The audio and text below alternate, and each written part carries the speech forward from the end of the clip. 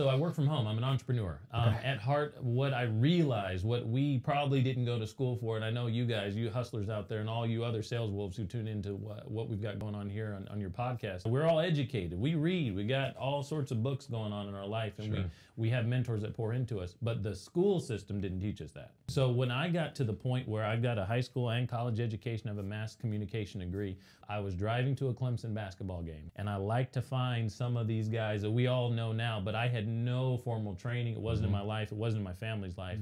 And I found a Jim Rohn audio that lasted 30 minutes. I love Jim Rohn. It lasted 30 minutes. So what it was Jim Rohn's goal-setting workshop. That changed my life. Write down the 5 things you've accomplished so far in your life that you're most proud of. And the 5 things I wrote down, since 5 years old to 24, I'd gone 5 to 21, 22 in school. All my time had been spent at school or work up to that point in my life. And none of the things that I wrote down as the 5 things I'd accomplished so far in my life had anything to do with work or school.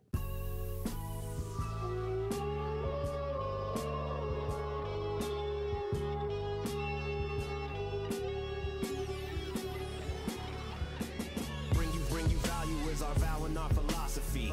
The sales wolves hustle hard, it's our policy. We create economies, crushing anomalies. Came in this world to dominate with no apologies. Gotta get it till the day that we cease to breathe. Sales wolves got the tools that you know you need. Real lessons, confessions of what it really means. To go from nothing to something and everything between. Married to the game and we took vows. Gonna get it poppin', yeah, when you hear them wolves howl.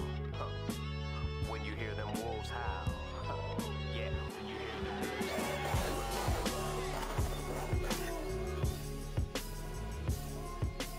All right, what's up, everybody? Welcome to the Sales Wolves podcast. My name is Tyler Harris. Joseph Caldwell. And JDew. And we are the Sales Wolves. Ow! That was Jay don't. Jay don't howl. It was my first try. It was my first go at it. We'll get it at the end. So guys, this is episode 38 of the Sales Wolves podcast, and as you can see, we've got a special guest on the episode today, and we're going to talk about a bunch of different things, but we want to go right into it and just give JDew a chance to introduce himself. We've had the pleasure of spending some time with JDew before. He's basically a celebrity here in Greenville. Everywhere you go, you can't. It's a small town. You can't go anywhere with him without everybody knowing who he is. And he'll go into a lot of that and some of the things that he's done.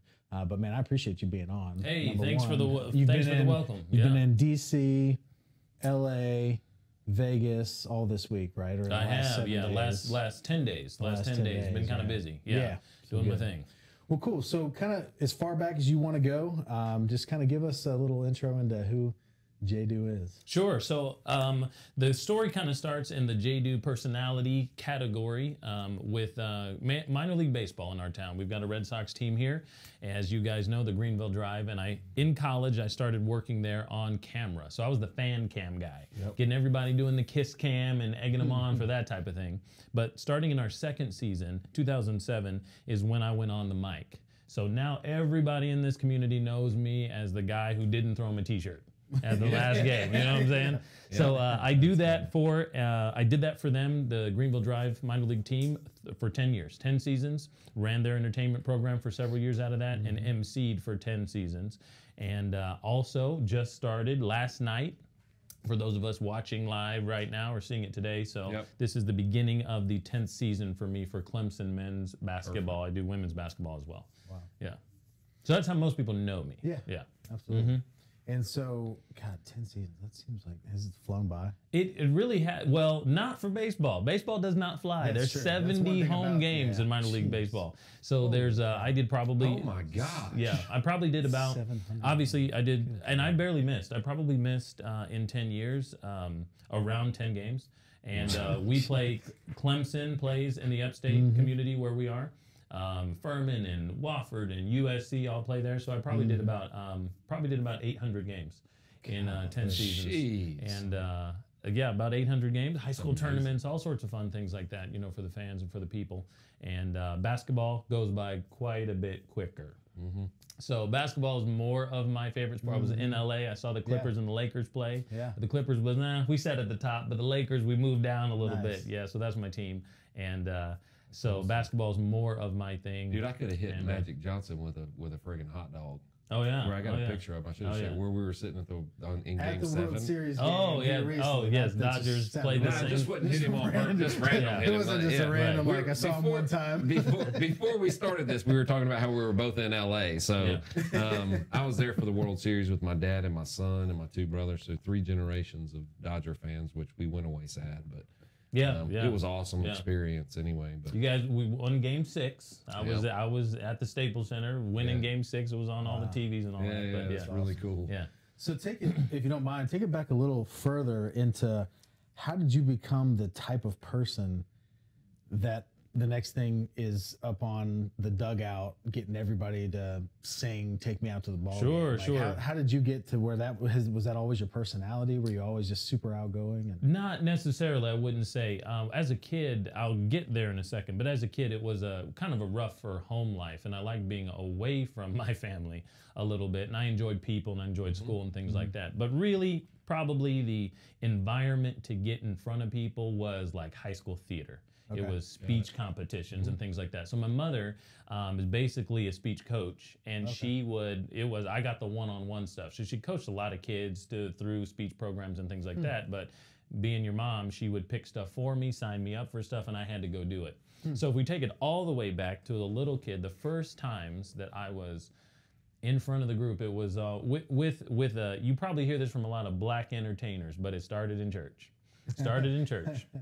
So she'd have me trying to play. A lot of shit starts in church. Yeah, I tell you what, man. Yeah. I won't tell you about all that stuff. You know what I'm saying? But so she had me doing trumpet lessons as a kindergartner, piano lessons, singing in church. And he signed me up for all that music. And this is what most people ask me. Most people want to know, do you get nervous in front of all those people? So the average minor league baseball game in our town, 5,000 people. Basketball is more. Do you get nervous in front of everybody? I said, man, I haven't been nervous in a decade, 15 years. I don't know when the last time I was nervous. But I remember being nervous at 5 or 6. No, everybody wants to be, they'd rather be in the casket than giving the eulogy, you know, that we've all heard that. Yeah. But for me as a kid, getting up in front of church, this is what I always used to think about. I mean, when the preacher's up there doing his thing, I'm never paying attention. So like when I get up there, there's no reason to be nervous. Nobody's ever paying attention to what's going on up there. But then I thought, I've got to be memorable. I've got to be good at what I do. I've got to be, interesting or something. Because, I mean, we're never paying attention when everyone else is doing their thing. So that's how it started. So I said, I got to be good at this. I got to figure out how to be good at it. Yeah. so I would think you are probably the best testimonial for your mom's speech training that there ever could be. She has coached a lot of high school kids through competitions and things like that. And I think she's gotten some, my mom is not a sales wolf at all. She's going to do it because that's why God put her on the planet.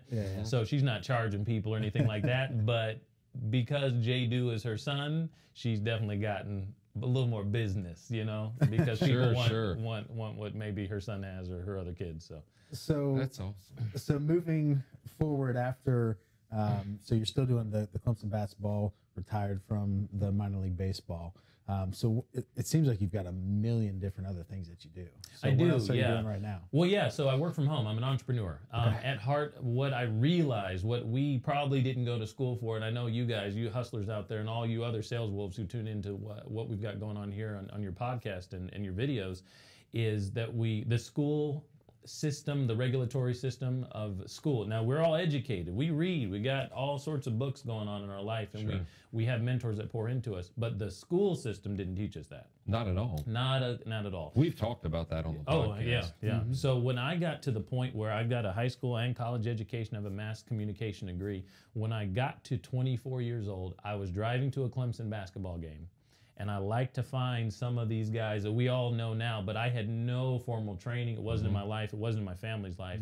And I found a Jim Rohn audio that lasted 30 minutes. I love Jim Rohn. It lasted 30 minutes. So what I was doing at that time, back when it was unlimited, well, it's back to that now, but it was unlimited Wi-Fi, and all that stuff. It didn't matter about my data. I said, great, I don't have to like find new stuff to listen to. Yeah. That's a perfect 30-minute drive for me to get to Clemson. And what it was Jim Rohn's goal setting workshop. God, that's a good one, man. That I love changed my life. I was by myself and I'm listening to it. You guys look it up and find it. What you need to do is write down the 5 things you've accomplished so far in your life that you're most proud of. And so fast forward, I ended up doing that because I was in the car, wasn't writing stuff down, but later that night I did. And the 5 things I wrote down had nothing. Since 5 years old to 24, I had gone 5 to 21, 22 in school. In school, that's my day, 8 hours, 8, 9 hours. Then I went into working. Now, professional sports career, event-based, I worked more than 8 hours, you know? Work all day, and then you go do the event. You do the game at night. So all my time had been spent at school or work up to that point in my life. And none of the things that I wrote down as the 5 things I'd accomplished so far in my life had anything to do with work or school. That's what the beginning was. It changed it. And then the second thing he makes everybody do is write a list of the 50 things that you want over the course of the next 10 years. And that changed my life because what happened was I wrote stuff down, first epiphany, I couldn't get past 44. And I said, what happened to my imagination? One of the things that I put down, I'm gonna take a profile picture with a member of the British royal family for Facebook. Like that's what I'm gonna do. I'm gonna have a nonprofit. I'm gonna buy my mom, a house, all that stuff, right? And then by 44, it was like, man, I'm gonna get a 4-wheeler. I don't know. Like, I couldn't get a 4-wheeler right through the parking lot. Yeah, I was like, that's cool. I had a friend who had one. I'm gonna get a second 4-wheeler. Yeah, like, I had no idea. And drag a snowmobile behind it. So it was that epiphany, and then the second epiphany when I finally got to 50. The next morning, I woke up to go back to the office. And I looked at that list, I saw it there, and I was excited. I said, man, this would get me going. This is what my life should be all about. I would love these things. In theory, these will make me happy. If I get, do, become, meet these things. The problem was I was headed to work that day, and I said, I'm not about to head toward anything on that sheet. Nothing. Yeah, so that's a little Jim Rohn for you, a little JDew, who little introduced mindset. you to Jim Rohn? How'd you hear about it? JDew introduced JDew to Jim Rohn. Like I said, I didn't have the world we live in now with podcasts from sales wolves and some of it being a minority in the black community.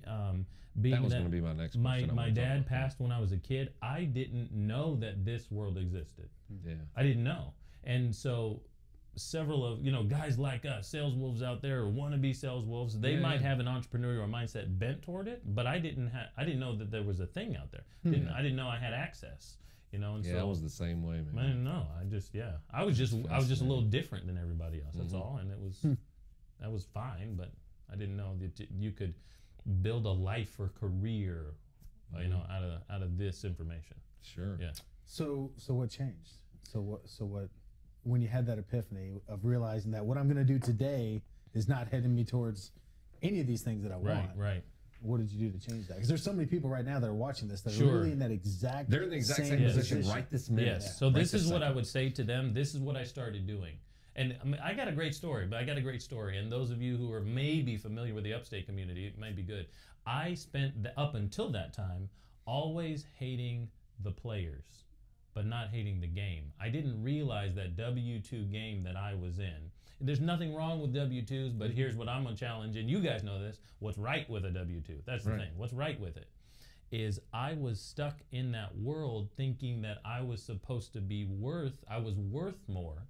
And a lot of the things that are easy to count is just money. But it's not just money, it's relationships and all that stuff, but it's money, I'm worth more. But money's easy to count. But money's easy to count. That's a great scorecard. Yes, money's easy to count. I didn't have enough. I wasn't going to be able to pull off things I wrote on my list, let's say. Here's what happened. I would go into my boss's office annually on a job that I was good at, on things that I liked to do. They appreciated me being there, and I was like, why am I always still broke? Because they're only going to pay you what it takes to replace you. And I had no idea. I didn't know the game. They'll never pay you what you're worth. They'll only pay you what the position is worth. I didn't know the game. I didn't know the game. And so I was always mad at the players in that game. And I was mad at my bosses and coworkers and things like that. So but what that's not happened their was, fault. I didn't know. That's the game. That's the game. That's so funny. I didn't realize that they were the entrepreneurs. They were the entrepreneurs. So I would go into, there's a very well-known and respected man that I worked for in this community, and I'd be in his office asking him for a raise year after year, and I'd be embarrassed or I'd be frustrated that I was asking for up to $1,500 annually. And I know I was pouring my heart out into my job. And what I realized when I left that position and I had a conference and sit down with this very powerful, wealthy, respected dude, is I said, man, for the last 5 years, 6 years, 7 years that I would sit down with you, I was always asking the right person the wrong questions. Because you're the dude, but I was asking you as my dude for a raise other than, see, when I email you and you have an office around the corner from me, I get a response from a lady in Connecticut who I've never met. I've seen your dog. Your dog is worth more than my position here. I know your wife. She's the nicest lady. She doesn't work. I know you've got 5 houses and you've got a plane. I was sitting in the office with the right dude asking him the wrong questions every year. I want a plane, man. How do I do that? I just don't have any idea. Like, what do I need to be doing? And so guys like, you know, Gary Vee, I know you love Gary Vee. I love Gary Vee. And many other mentors. Tony Robbins, when I saw Les Brown speaking, a black dude with several of the public speaking skills that I had, but giving it to people and raising their level and helping them achieve that next bar, I was like, oh, I need to be I bet when you saw him, you went, if he can do it, I can tear it out of the frame. I mean, he's my absolute the thing with Les, found him on YouTube. So I found YouTube has really done so much for me. So much for every YouTube. Literally, if kids coming up through you know, elementary school, middle school, high school, college, if they understood that education now is completely free, like a real education in how you want.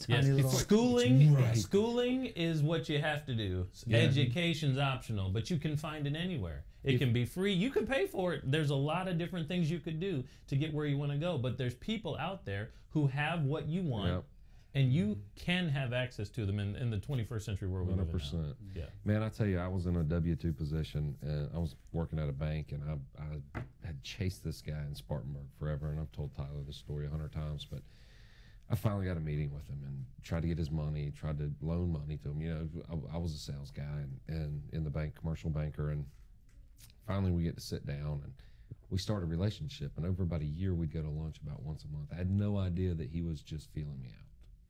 And we're sitting at the Piedmont Club and talking one day, and he goes, hey, let me ask you a question. And I was like, yeah. He goes, how much do you make? And I went, who asked their banker that? Right. And so I told him, and he goes, that's not enough. He wasn't cocky or condescending when he said it. And instead of like your natural, your maleness, you know, to be like, defensive, especially a banker, to be a defensive or to say something, I just looked at him, I was like, I've seen this guy's tax return. He is a multi-millionaire, and he makes a ton of money. He knows what he's doing. I looked at him, I was like, what do you suggest? It's the first time I asked the right guy the right question. Yes. And not can I get your money and invest it in my bank, but what do I need to be doing? What do I need to do? What do you know that I don't know? Because you know stuff. That's the thing. Like, that's it. Hey, and so I changed my life forever. Yeah. When you get in those positions where you ask, and you can do it with everybody, because there's things people know in health and fitness, relationships, spiritual, whatever those things are that you want to know. Is like, tell me what you know. Any spiritual questions you have, direct them to me. I'm very I can help you with it. Gotcha. I've got very chapter good. and verse ready. Just, chapter and verse. All right, my First man. Joseph, second opinion. Okay, gotcha. Oh Lord, I'm sorry, folks. Sorry. Hail Mary. It's not just a throwing football or whatever that. Sorry, all good. I can derail a podcast in a skinny second. I'm gonna have to send in a double tithe this week at church just to make up for this. I hope me too. I hope none of my members are watching. All right, so I'll tithe to his church. So when you had that conversation, what came out of that conversation when you realized that ultimately you were asking the right person the wrong question? So what? That the original idea is what I realized is man, I'm just a little more Jim Rohn stuff is what you can major in your minor time, you know, part-time and full-time stuff, you know, work full-time on your full-time on your job, part-time on your fortune, you know, that type of thing. So what happened for me was in a moment, a spawn of inspiration, got myself into a position with a one-man show. I went to I saw a one-man show one night at a theater. I love theater. I love the arts.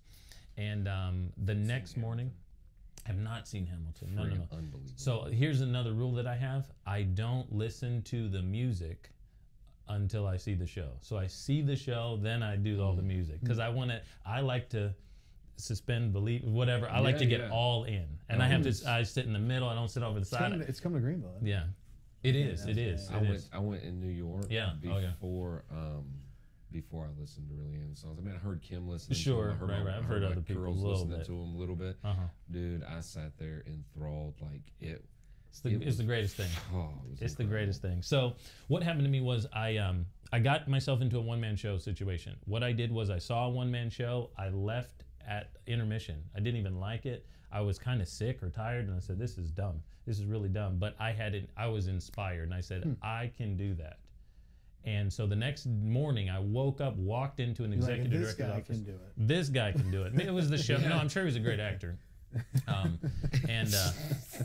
It was not the greatest show. Right. So the next morning I went into a theater director's office at a different theater in town, and later on that bit me in the butt. Went to a different director's office and I said, "Hey man, Black History Show. Maybe could you sell it? Do you think I'd be the guy? Let's put it on the calendar. Black History Month coming up." And he said, "Man, this is a great idea. This sounds great." And what happened was I went home from that meeting, sold him on, put 2 dates on the calendar. Figured out the split that we were going to do and money, and it was like, I don't have a show. Like, what did I just do? I don't have a one-man show. Like, what am I doing? I got to learn something about Black history. Yeah. I was like, I mean, no, YouTube, Wikipedia, right here, okay? Right so what happened was that was October. By February, by January, I realized I don't have a show. We had dates on the calendar. I said, let's cut it, but let's do it next year. So almost a year and a half later, on my birthday at 27 years old, my one-man show that I've done now for 7 years, probably 50 or so performances, 15,000 plus people, debuted at this professional theater. What happened, to answer your question now, 6 weeks before that, is I came back to work, that same job that I always had, my full-time job, and I was 6 weeks out from my birthday and the opening night of the show in February, and I didn't have my show memorized. It was not all produced. And I walked back into work from a 2-week break over Christmas and typed my 2-week notice. And I said, I'm out. And walked down to the boss's office because he called me down 5 minutes later. Sure. Hey, and I said, hey man, how was your Christmas? He goes, not as good as yours.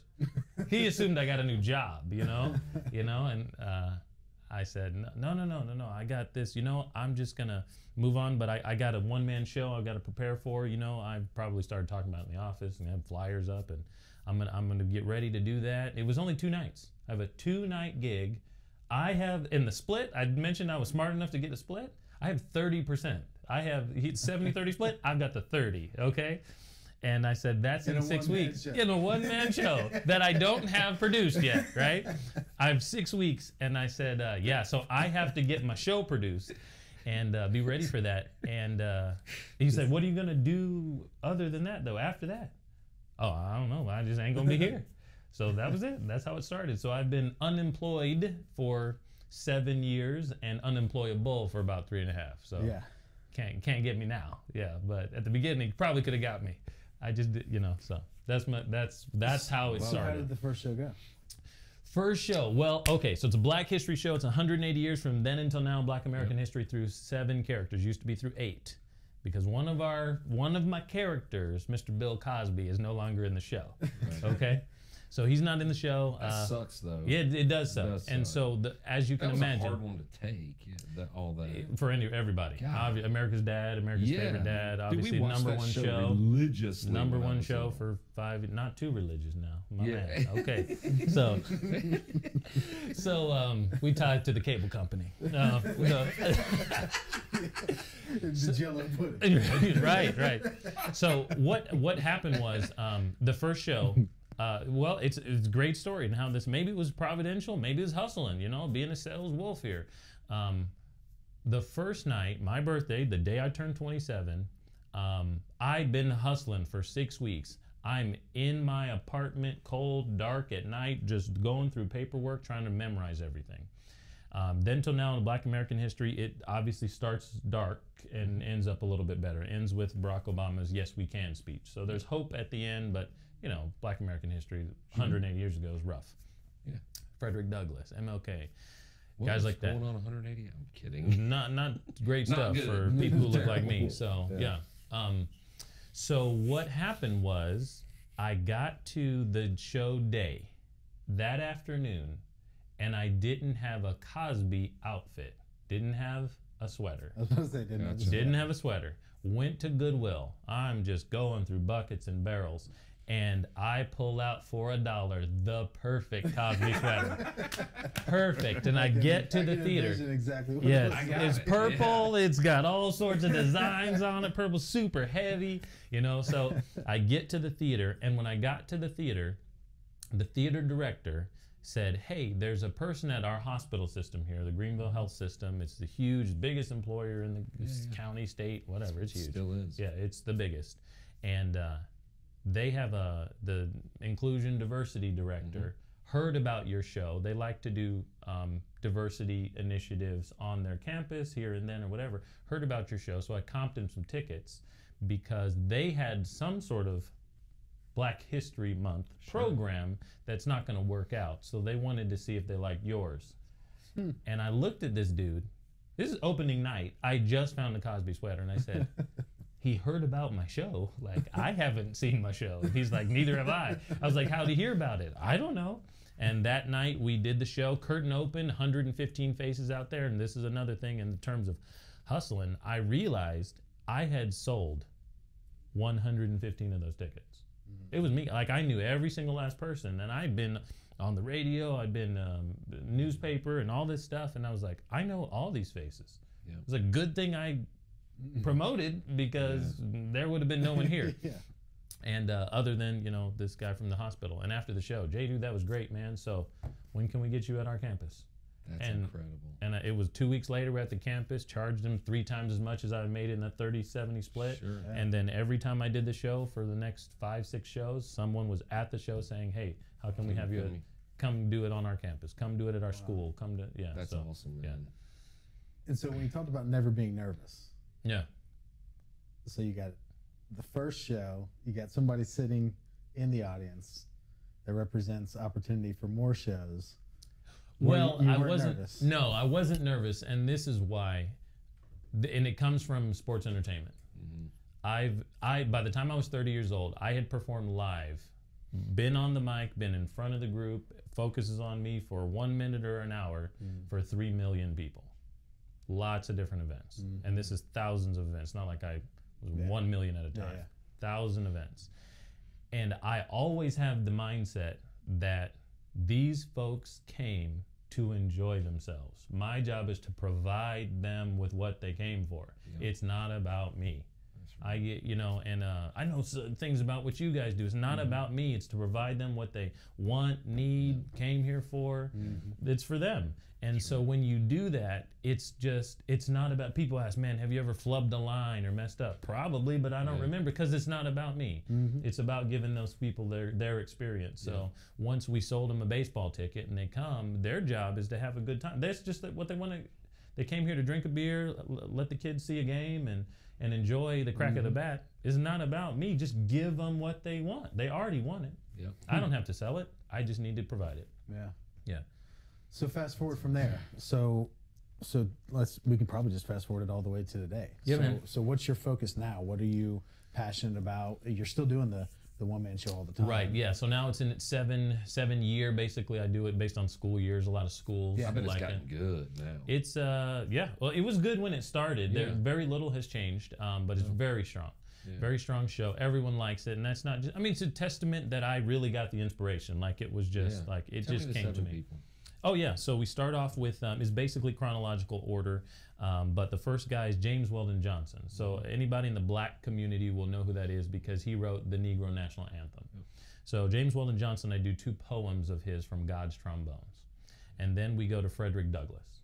So Frederick Douglass wrote 3 autobiographies, and this is the first chapter of his first autobiography. And I do that. By the way, there's no commentary. So I do these characters' words word for word. So I become them. Love it. And it's the audience long is that the they show? would have spoken to. Full version is about 80 minutes, maybe 90. There's video. So there's video vignettes that introduce characters and transition characters. So I leave the stage, put on my sweater, and come back as the next character. And the video like introduced who it is or the atmosphere that they were in at the time. So we have the poet, then we go to the runaway, that's Frederick Douglass, and then it's 1 of 2 video vignettes. So out of those 8 characters that I've played for 7 years, 2 of them are not me, they're video testimonies. And so the first guy is 95 at the time of the interview.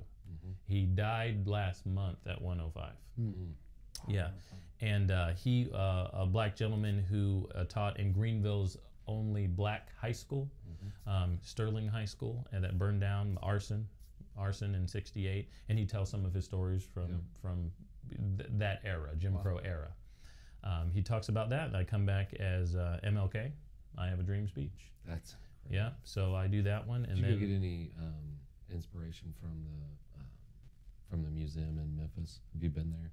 His museum in Memphis. and where he no, got I've not shot been there. No. during So the- this past week, though, I was in D.C. as well, and I went to the African American History Museum as well, the new one. I don't know if it's the Smithsonian. I don't think it is, but it's if you ever get a chance so and you're great. in Memphis, go to that. It is a great way to spend 5-6 hours. Yeah. man, just Oh yeah, you can just get lost in that stuff. And coming from a guy who went through school just like you guys, this stuff was just nominally relevant to me as a school kid. Now it means so much more, and you can impact people. But so MLK's I Have a Dream speech, then the next testimony, and it's a lady who's also from the upstate of South Carolina. She's 70, 75 at the time, cancer survivor. She's the first ever professor emerita, Clemson University, and her story is the march and sit-in, the Greenville 8 at the library. So when she was 19, the library was segregated, and they marched from church up the street, sat in the Told you library. everything starts in church. Yeah. Oh yeah. Oh yeah. And they got arrested, went to jail, and subsequently the library system is now integrated for all of us. I mean, it started from her experience, and she was 19, and her friend Jesse Jackson was 18. That was the first time he ever did anything and got arrested. Yeah. So he's been arrested many times since then. Yeah. So he's still on the move, but yeah, he's from the upstate here too. So there's her, Muhammad Ali, poem of his. Bill Cosby used to be there. I'm the Greatest. It's a shorter poem, and he probably was doing it at a. I think he originally did it at a weigh-in press conference next to Sonny Liston. Yeah, and then Cosby's chocolate cake for breakfast. Oh yeah, chocolate cake for breakfast. That was what we did there, and then Obama's stump speech campaigning in 2008. Yes, we can. That's awesome, man. That's the show. That's impressive. That's So fun. a lot of fun, man. A lot of fun. lot of, dry eyes to wet eyes to integration to laughing to it's been really special to do that all the way down to school age kids to convocations in college to churches and other community events. So what are you doing on top of that? On top of that, so that is kind of seasonal. A lot of the projects that I've done are seasonal. So that's kind of my Black History season. January, MLK Day through February, schools when schools like it. Sports has always been seasonal, so that's summer and winter. And now the new season of my life, though, is work from home. So I had a video production company for several years, had a baby, got married, had a baby, and moved everything home several months later. So I work from home, and it's all entrepreneurial. So there is the goals, the where I am now and what I'm working on is kind of a couple different buckets. Still an MC. People hire me to MC their event or be in front of the mic and at their gig. Is that world and my Black History world is an MC. Do you have a manager for that? I was wondering. No. So you handle all that logistics I do. on that yourself? I Okay. do. I've looked into some management here and there, but I really don't think that's where I'm headed because of maybe where my life has shifted to. When I became a family man, wife and then our first kid is a girl. We had our daughter in 2014. Stephen Covey's 7 Habits, man. I tried to read that book 5 times, can't do it. Finally did it because it was just on my ears in the gym. So I was just in the gym, and he said, your mission is not something you make up, it's something you uncover or discover. Right. That was huge for me because my mission in life was uncovered when I had a family. That's why God put me on the earth, to change the course of my family, the direction, the family tree. And I mentioned my dad's past and all these social issues that come from being black in this country. I live in the South. I thought I was moving to the East when I moved from California. 20 years, that's why I was, 20 years ago we moved from California. We thought we were moving to the East Coast. Absolutely not. We moved to the South. We did not know that was a thing. We thought the Union or America killed all you guys off in 1865. Like we thought it was absolutely not. That's not how it worked. So to answer the question is, my goals and my mission now is to take care of my family, 100%. That's why I'm here, to do something that has legacy and longevity. And how I'm doing that right now is in these other kind of 2 areas are passive residual dollars higher than my bills. That is the main goal. That was my goal for this year. Doesn't look like I'm gonna hit it this year. I know I'm not at this point. But next year, passive residual dollars higher than my bills. And also the other idea is, generally it's just making money utilizing the internet, but I help a financial advisor coach. He has a certain wealth system. I help him market his stuff online. So I can do it he's in a different state. I can do it from here, but learning the process. The reason I found him, I was a client of his, and now I'm helping him. His marketing was trash, so now I help him do it, but Very cool. So a couple of those areas. So one question that we always like to ask guests when they come on, being that it is the Sales Wolves podcast, and every single person we've had on has given a different definition. So what would your definition be of a sales wolf? For you to classify someone as a sales wolf, what would that person look like to you? I heard a great, in Vegas, I was at a convention this past weekend, and I heard a great definition of entrepreneurship. Maybe we can apply it to sales wolves. A person who has an addiction to the next level when it comes to business, obviously, you know what I'm saying? I got a lot of friends. No matter what area you're looking at. But they have an addiction to the next level. So if you guys are familiar with the Strengths Finders test, what you're good at, and there's 34 categories of strengths, I think. So my number 1 strength is I'm futuristic. And I think that ties into when you're in sales, when you're in networking, when you're in relationship business, getting a product or service to the people, it's the next level, it's the next sale, it's the next opportunity, it's you to get better and become the next person. So I think that's probably a good definition, is that's a great person who's got this addiction or attraction to the next level. That's awesome. I was doing a Facebook Live the other night at the gym, like on the treadmill, and I was asking people to give me their elevator pitches.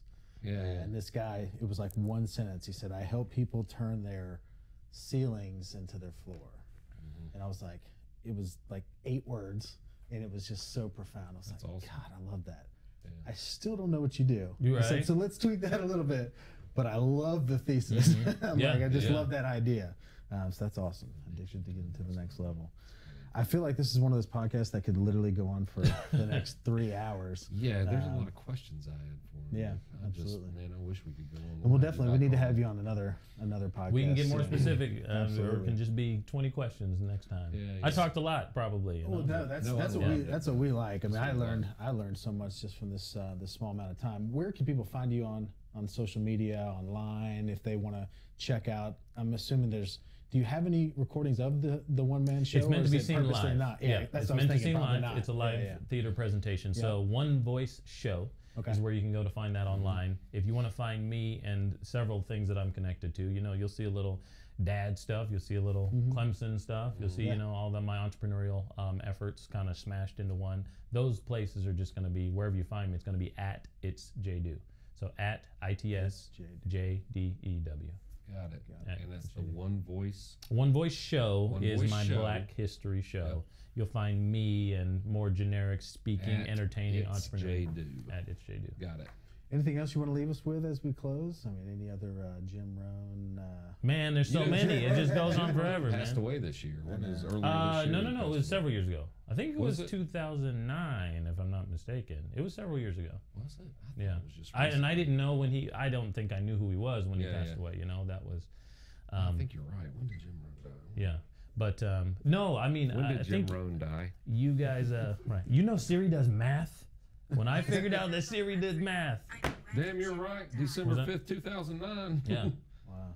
So my man Les Right. Brown giving a little eulogy. Well, here's what I would challenge to your listeners, to the guys who are fans of you guys, and I'm a fan of you guys, is to find a way to leave a legacy. We talked about that before we started rolling, what you guys are doing in the nonprofit world and what you're coming up with. But find a way to leave a legacy. You know, it's not just about me. It's not about me not at about all. Now, of course, I cheat because God made me a little bit futuristic, but leave a legacy. Do something for others. Help them come up. I know that's what you got going on. Yeah. We talked about that. We've hit back and forth of what others have been inspired to do. And when you get your mindset off of you and being the best you can be, it'll inspire others. You know, Marianne Williamson's poem, when you become your best, it unconsciously unlocks and gives other people permission to do the same. That's right. Yeah. Well, this is awesome. I love how on this episode, you know, we talk about sales wolves in not necessarily pertaining to an actual sales career, but those that have just done an incredible job of selling themselves. And like you said, looking out in that crowd and seeing 115 people and realize that you sold every single one of those tickets. But moving forward, your entire career and life has been built on selling JDew and building that. And that's our big encouragement to people, is that it's not a sales podcast. It's for everybody. Yes, for everybody. Like one of the things we talk about in the beginning, which we didn't today because we were so interested in jumping in with you, is that we do this podcast so that we can help people understand it doesn't really matter who you may be, a stay-at-home mom or a stay-at-home dad or whatever you are in this life, maybe an engineer or a doctor or whatever, but you have to become a better version of you as you interact with people. And that'll do what you were just talking about. It'll unconsciously unlock that person. Oh, yeah. And it's interesting. I love the way you put that. It's great. So guys, with that, this is episode 38. I'm not going to say 238 like I wanted to say. I think With I'm about episode, to- well, I think I'm about to howl. Q Hal in T minus 10. I am Tyler Harris, Joseph Caldwell. JDew. and we are the Sales Wolves. Oh!